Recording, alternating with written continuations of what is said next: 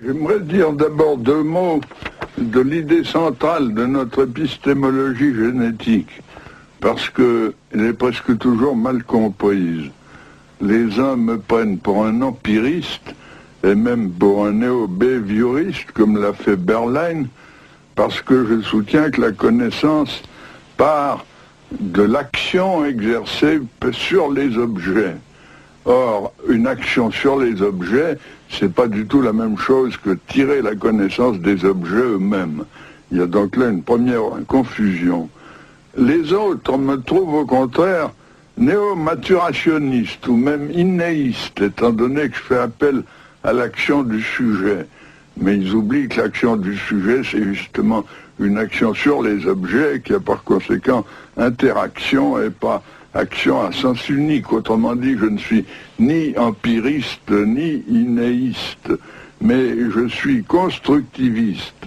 C'est-à-dire que je pense que la connaissance est affaire de continuelle construction nouvelle par interaction avec le réel et ne sont pas préformées. Il y a créativité continuelle. J'aimerais donc montrer en quoi la connaissance n'est pas préformée, ni dans les objets, ni dans le sujet, mais qu'il y a toujours auto-organisation et par conséquent une continuelle construction et reconstruction. Eh bien, pourquoi ne suis-je pas empiriste? L'empiriste pense que la connaissance est une sorte de copie des objets, une copie fonctionnelle, comme disait Hull. Or, ça n'est jamais une copie. Elle est toujours une assimilation, c'est-à-dire une interprétation par intégration de l'objet dans des structures antérieures du sujet. Le meilleur exemple qu'on puisse donner pour justifier cette thèse, c'est l'étude du dessin lui-même chez l'enfant, étant donné que le dessin, par définition, est une copie d'un modèle.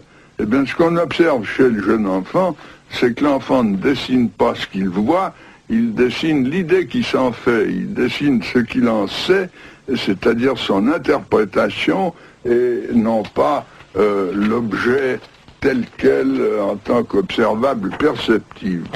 Prenez par exemple la copie d'un losange.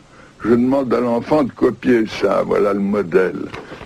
Eh bien, pour l'enfant, le losange, c'est un carré qui a des pointes.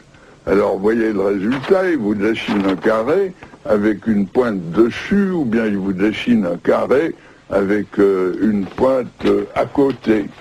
Vous